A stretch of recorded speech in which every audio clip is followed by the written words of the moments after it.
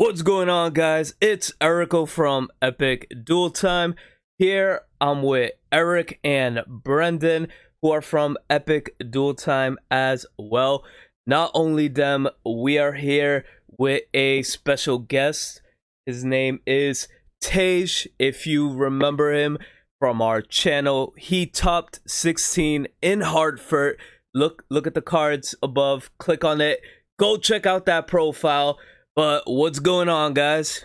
Hey, what's up? So, So we're here because in about 4 days, the first North American Championship is about to kick off in Chicago. And we're just here, we're going to discuss what we're gonna see basically at Nats, what we're gonna see, what type of decks to expect and everything, you know what I'm saying? Um, Hey, any Eric, quick question. I've never been to Nats before. What can I expect to see there? How's the experience? It's crazy. You never been to a Nats? Better be ready.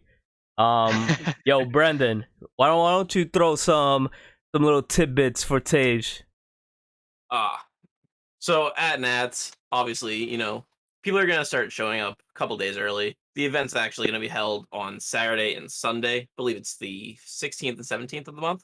But on Friday, they're doing something that's a little bit unprecedented. Normally on Fridays, there would normally only be LCQs, which are last chance qualifiers. But this year they're also gonna be doing side events on Fridays. So if you're in the area on Friday, you'll be able to get some games in, like get some practice duels, do whatever you want to do. And then as long as you're there Saturday morning, you'll be able to enter, get everything underway. But that's a really fun experience, and I'm really excited for you to experience it, Tage. Remember? Awesome. I'm so Bring excited some too. money. Bring some money. Because you're about to spend a lot on some dumb stuff. Yeah, no, I definitely will. I definitely will. I get paid that Friday, so that paycheck's Hey. gonna be gone by Sunday. Oh, I man. get it. Awesome. So So, like, obviously over overall, here. Oh is yeah, go ahead. insane. It's gonna be an insane experience. It's like YCS, like on crack. it's no other way of putting that.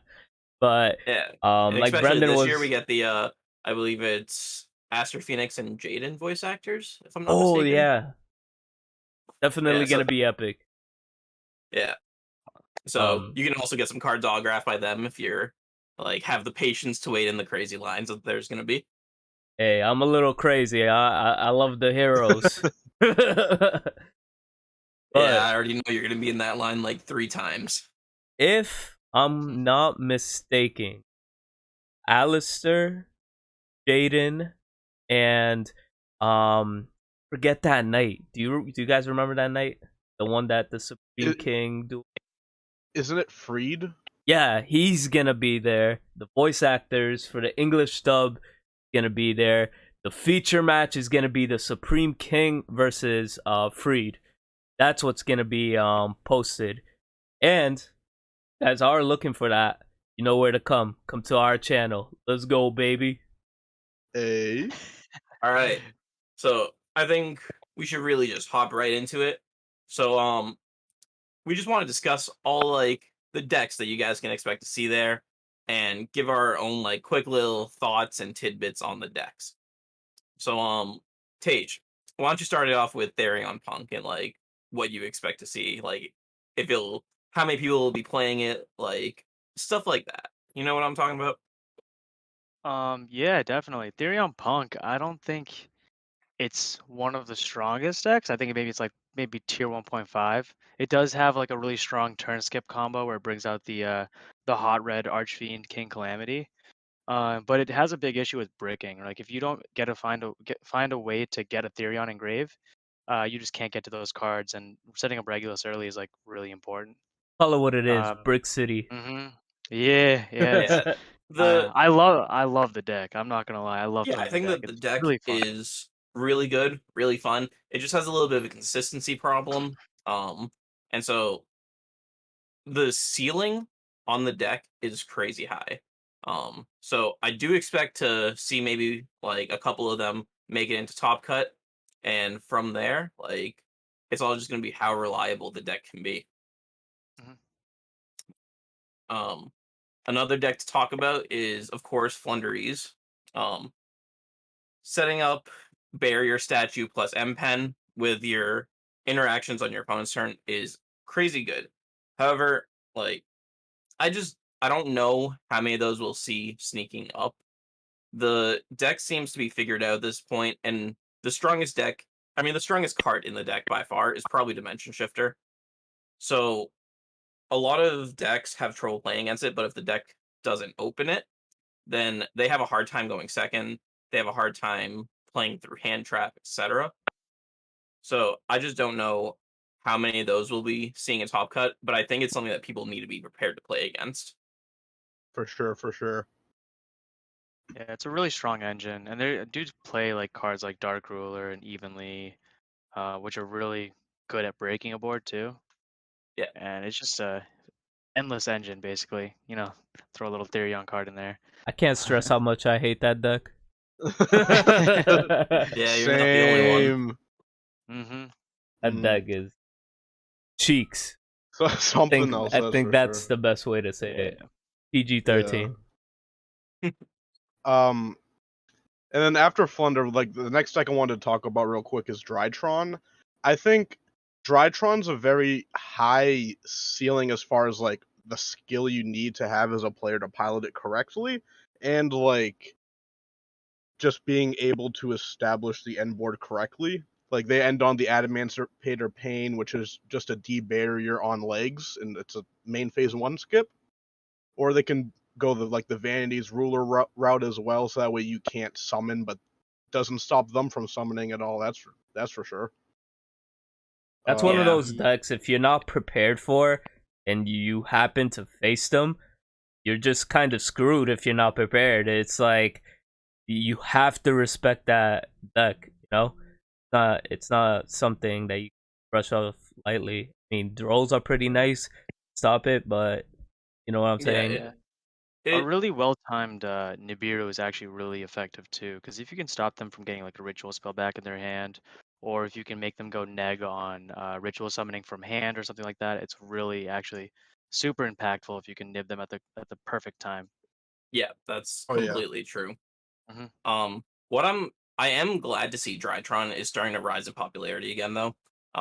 It had its format where it was like the number one deck, everyone was playing it, but then it Yeah. fell out of favor for a format or two, and now it's like really starting to come back strong. I'm excited Yeah, for that. it just won. It just won UK Nats, right? Those are those little mini. Oh They're the mini man, dragon rulers, right, guys? I love my main in a phase way. one. All right. So who wants to talk about the next one? Ugh. Sure thing. Eldlich, everyone's favorite trap deck. Ungo Bungo. Right now there's a few different variants running around. The Floodgate variant, with their rivalries, goes in match. There's Eldlich Synchro, which I think is really cool. It's using the Punk engine to, make rulers, send your trap cards to the grave, mill a bunch of cards, and set up a bunch of synchro cards, right? I think it still is one of those scythe decks too. Halk plus Dagda. It's what we Yeah, all see every format, right? Yeah, Uh, it's our favorite part of the game. very interactive. oh Our yeah. card. And then And then the we last, can't forget about the branded variant. yep. And then branded. Branded Fusion's a hell of a card. Any deck that can, incorporate that as a way to get its engine going is gonna do great things if they see it. So I think Eldritch is definitely a deck to be worried about. And the thing that there's so many different variants. If you see Eldritch cards game one and still win, or see your opponent playing Eldritch cards and you still win, you may not know what variant they're on. Yeah, Exactly. Yeah. I think the synchro variant might be the strongest um out of all the different variants of it right now. The branded variant's obviously good, and the like pure floodgate variant, I feel like it just loses too hard to back row hate, like Twin Yeah. Twisters, Cyclones, Feather Duster, and Lightning Storm, of course, which is in most side decks at this Well, point.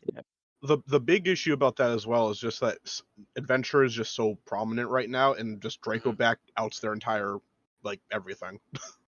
Yeah, Yeah. you do need to like open multiple floodgates versus that type of that adventure engine.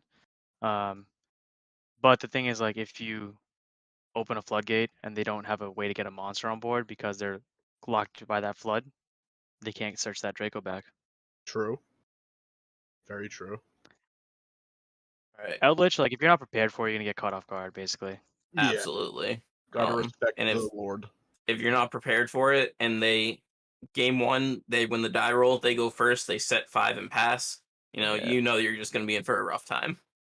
But we should be honest, like, this is like a Mystic Mine format almost, right? Where Mine is probably one of the best cards going second. So you should always be ready for outing back row. Oh yeah, for sure. absolutely. So Shout out Sky Strikers for that, right? We'll talk about them later. we'll talk about it. They're on the list. Next we got Sun Avalon, good old plants.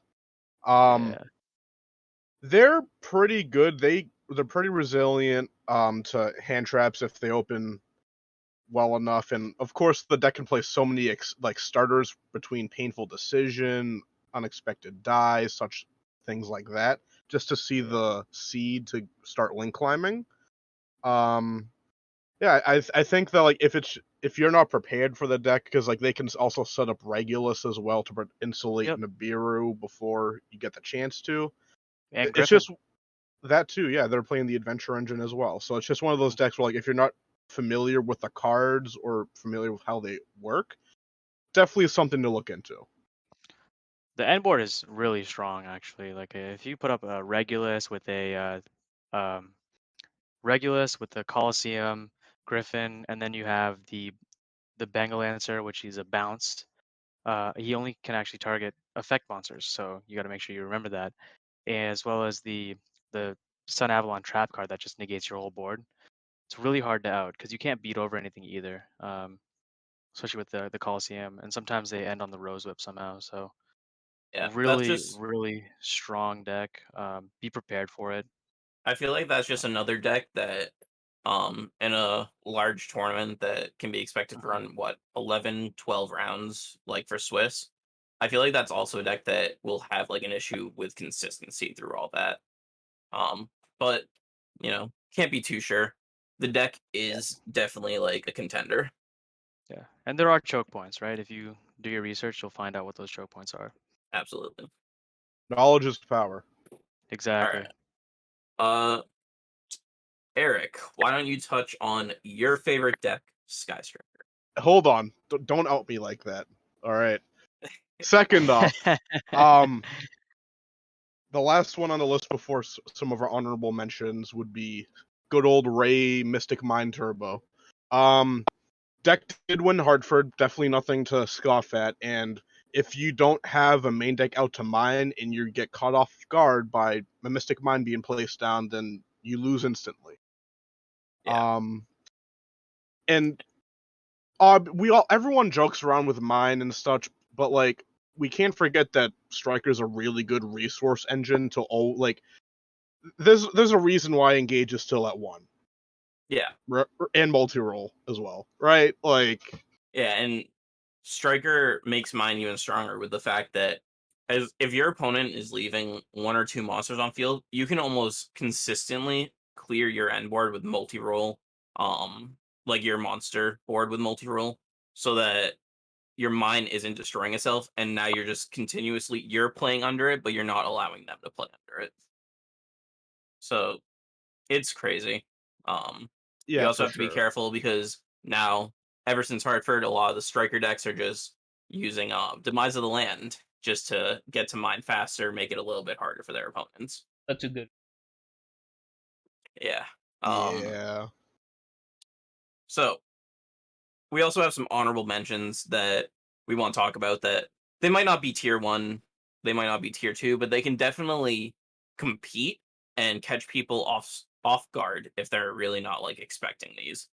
Yeah, like, if we went into depth about every deck that would be represented at this event, this video would be an hour. Like, this format's so diverse, there's so many different, like, playable and viable decks that, like, it would be insane.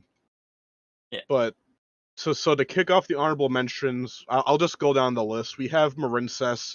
It recently won a case tournament. I think it was Gamer's Choice. Correct me if I'm Yeah, wrong. I believe it was Gamer's Choice. Okay. Yep.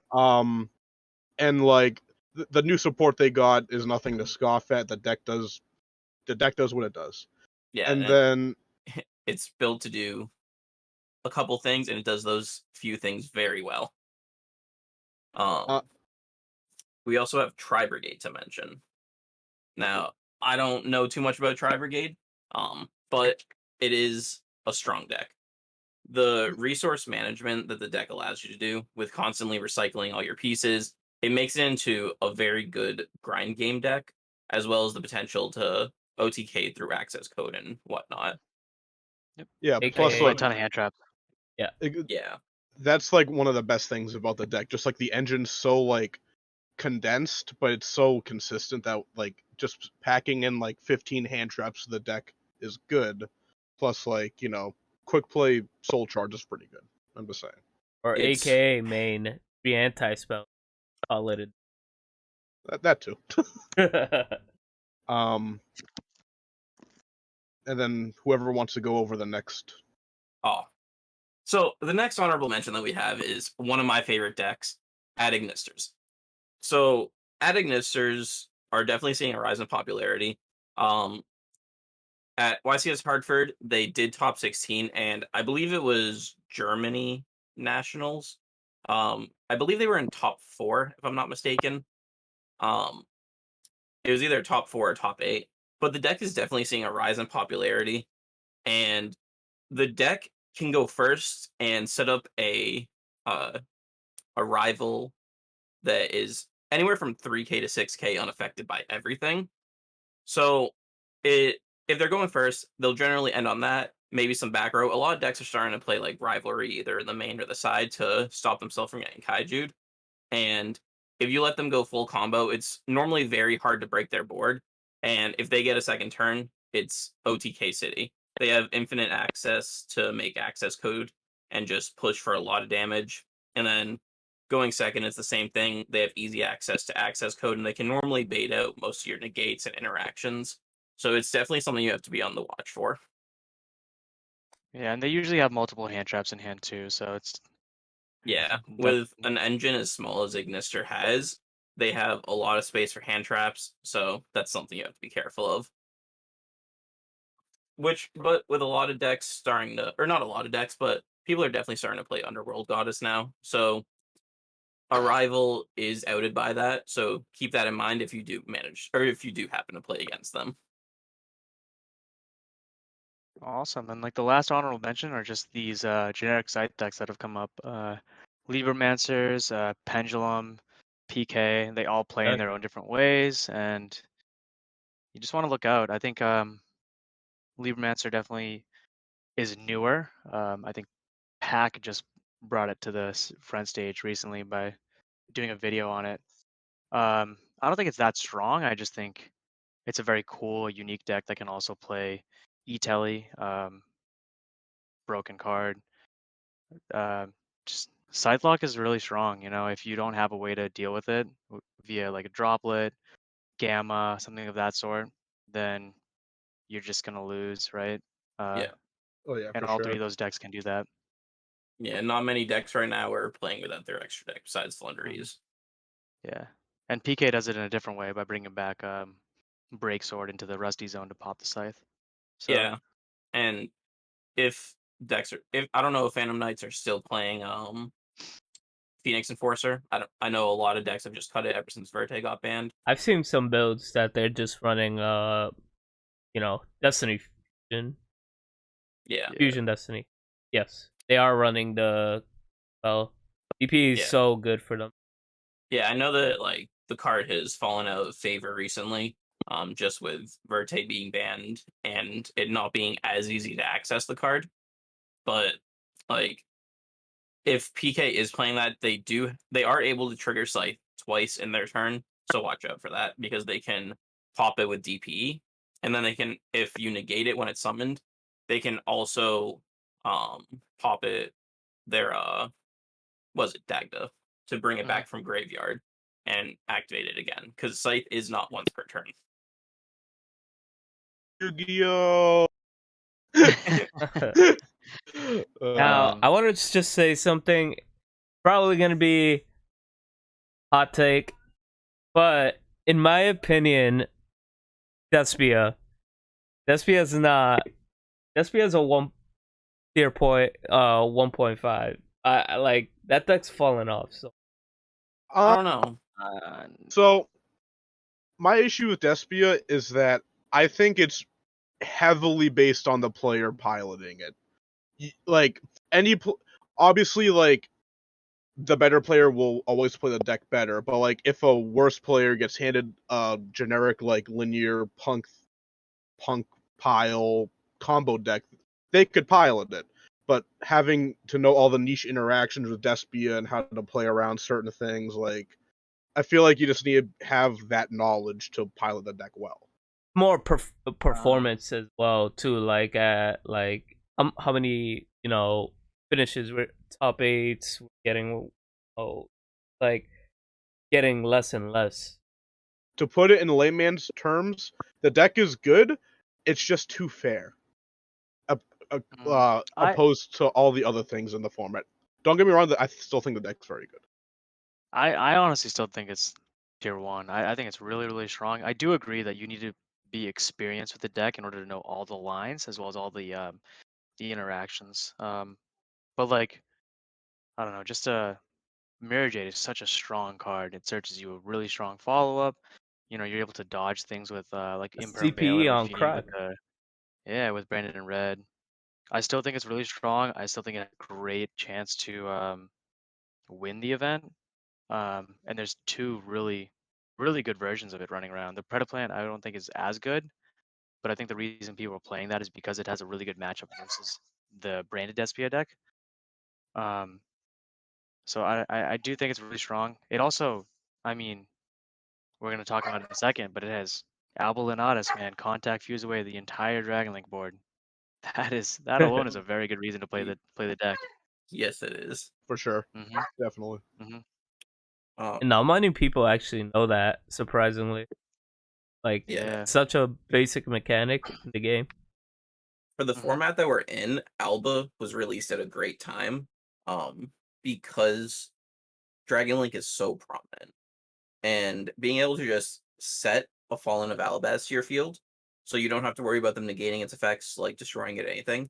And if they don't instantly respond, to have a way to clear that from your field, you can just contact fuse their entire field. Mhm. Like, and it's insane just being able to break a board without doing anything. Good old set a monster and clear 4 monsters. In my Yeah. opinion, I think in this event, the Adventure Dragon Link is going to be one of the most represented decks. Absolutely. I think it is the best deck of the format right now. But in the same regards to Despia, it also depends on the pilot, because there are a lot of people who play Dragon Link, but they don't know how to properly pilot it. If you face against a good player and they're playing Dragon Link, you need to watch out. They're not going to make many mistakes, and they will be able to just put a lot of pressure on you, regardless of what you're playing. Yeah. That's the beauty Um, with open-ended combo decks like that. The better Mhm. player will always shine in those situations. Yeah, there's to be honest though, I think right now the Dragon Link combo is a little bit less open combo because you're trying to get right. It's a lot like the based decks were back in the like YCS Charlotte format, where you're trying to set up the Griffin with the token and then get into Hulk. Because once you resolve that Hulk, you get your Red Rose out, and that actually gets you Baron plus full dealing combo. I'm talking Striker, Pisty, you go into Romulus, and then you go Boot. So you have your Baron, and then depending on where your opponent maybe tries to interrupt you after that, that's where you're gonna get a little caught up in your end board. But usually it's Baron, Savage, Hot Red, and Borland, which is insane. And Yeah. a big thing to know is like the deck does hard lose to Dark Ruler because it just negates everything. But really good Dragon Link players now, what they're doing is when they search their Basil Roshi with Rock Throws, they don't use it, and they'll just set it in games 2 and 3. That way, if your opponent does open the Dark Ruler no more, they can chain the Basil to Dark Ruler and then negate the Dark Ruler with Hot Red, which is a really really good interaction you want to like make sure you know of, because there's probably ways to play around that depending on what deck you're playing and what type of cards you have in your hand. Yeah. All right. This is a topic I think Tej you should speak for, and that is Sword Soul and its position Yeah. on the current meta. Yeah, Sword Soul I think is really strong. I think the best thing about Sword Soul and probably the reason why a lot of people are going to be playing it Burn is for because game. it's super consistent. You're going to be able to play probably every single game. You're going to be able to play and have like a playable hand. And the board that you make is actually really strong. Yeah, Nibiru is going to be a big problem, especially games 2 and 3. And I think Token Collector may not be played as a 3 of as much in people's decks because of Dragon Link specifically, right? Yeah. I think Nibiru is just much better versus those decks. And so if we see less Token Collector, maybe Sword Soul will have a better chance of winning the entire event. But I think the Sword Soul is very solved right now. There's not, and we're definitely gonna see it. I think it's just part of the top 4 decks of the format. I love the deck. I'm not sure if I'm gonna play it or not. I've been playing a lot of Dragon Link and a little bit of Punk Adventure lately, but we'll make that decision soon. All right. And then last but not least, I think one of the many elephants in the room would be Punk Adventure. Just the good old pile deck that just does everything under the sun. Now that deck is like, I'm saying personally, I think that's the best deck. It just has so much gas and never runs. Yeah, just the Punk engine's just so good being able to go into Chaos Ruler. You can chain block it with Deer Note and just go off from there. Or you can also set up Griffin beforehand to just insulate Mhm. against so many things, and just going the whole Baron line with the Red Rose cards and stuff. It's just so much. Yeah, deck is really really strong, and setting up a snow with Baron plus Scythe Lock, obviously, you just beat almost all of the top 4 decks setting that up.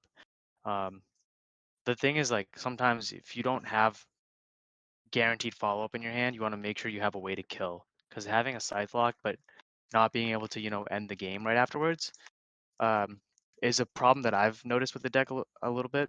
I don't know about you, Eric. I know you've been also on the deck. I think it's very strong. I just think there's like a lot of bricks in that deck. There's going to be a lot of hands where sometimes you just might not be able to do anything, and it really sucks, man. If you're sitting there, sitting at the top tables, and you open a hand, and you just can't play. How are you gonna feel? Yeah. Um, And For but sure. then again, going into large events, the biggest thing about decks is you need something that's consistent enough to get you through all these rounds. yeah. And I mean, so, there's 2 ways to deck build, right? For these big events, it's build to win or build to top, right? So if you want to win, you want to play a deck, you want to build your deck to just beat everyone else in top cut. Um, and if you're playing the top, you just want to play a very consistent deck that lets you play every single turn and or every single game, and just also will do well versus every single round because you will play rogue eventually. So yeah. gotta be ready for that rogue. Oh yeah, Right. for sure. Hmm. I believe that is all the decks that we planned on talking about. I do want to ask all of you. I want an answer from each person.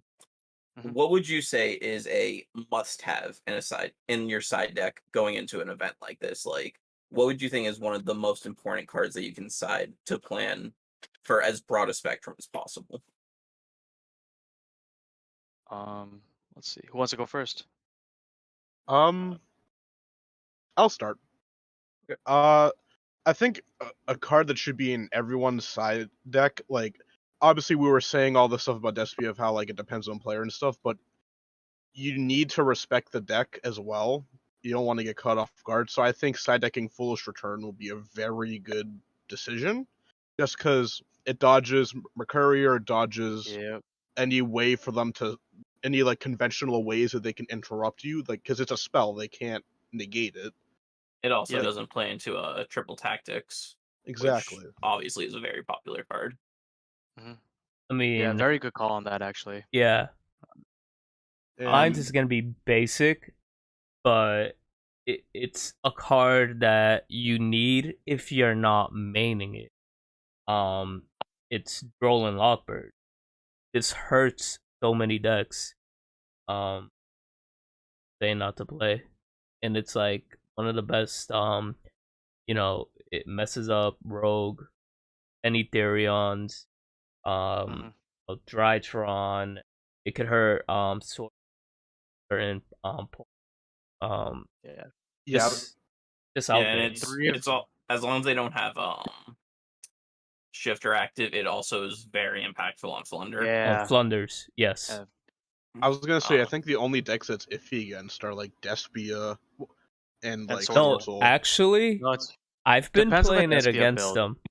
yeah, Every Yeah, if single one that had a Lore of Darkness, I've been using that. Actually, no, and the Patchwork. Edgems, the Patchworks, that messes Yeah. with them. If they Like, don't summon Aluber, or if they summon Aluber first, this messes with their whole end. Yeah. I'd say What I've it's been seeing with impactful against Despia about 75% of the time. Like, there's obviously that 25% chance that they're just going to open enough that they don't need to really search for many cards to do their combo. But it is an impactful card on Despia. What were you gonna say, Tage?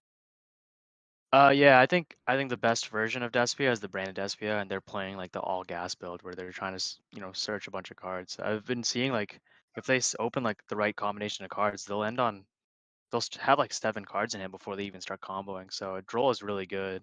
Allure banished Mercurier is insane. It's a +2. Yeah, yeah, it's really broken. So Droll definitely a great call, Eric. There, I think everyone should be citing that. And if you're not, I don't think I'm gonna see you in Top Cut, dog. Oh boy. All right, Tage, what's your must-have in the side? For me, dude, I'm not gonna lie, man. Floodgates are insane. Anti-spell is the god right now. That If your was deck is not gonna need spell cards, then anti-spell is a must-have Well, because I mean, even if you, like, you're going first and you resolve whatever you want, activate exactly. it on your opponent's turn, and just Mhm. cuck them the whole duel. Yeah, I think there are certain decks that it doesn't like pair well with, especially because like the following turn with like Despia, you're gonna want that Brain Infusion to get that extra body on board to OTK. I know some people are playing it in Flunder. I've seen like on DB, some people are playing it in Flunder. I don't really understand that because your search spell is really strong. You're playing a lot of like other spell cards too. So I think Sword Soul 100% every single Sword Soul deck, you got to be prepared that if you're playing Sword Soul and they're going first next game and you can't play through anti-spell, put those twins in, put those cosmics in, because if you get sacked by anti-spell, it's not gonna be a good day for you. Nah. Yeah. all right. So all three answers were, well, I'd say the drolls and the anti-spells were the two answers that most came to my mind. But another card I believe that's like super impactful right now and is definitely like valuable in the side deck is definitely Dark Ruler. With all the combo based decks going around, Dark Ruler just gives you so much opportunity to be able to like play through their boards. Like obviously going into games 2 and 3. If you're main decking it, then you're just insane. Shout out to Shaq for that. But basically, I think Dark Ruler definitely deserves a place in the side deck in this kind of format that we're in. Yeah, I With agree. like it hard loses to anti spell, which is definitely an issue. But besides for that, there's not much that people are able to do if you Dark Ruler their field. As At we least like not with the top decks, except Despia can make sort of a comeback through their branded in red and everything. But I don't believe that Dark Ruler should go in against Despia personally. yeah, definitely not.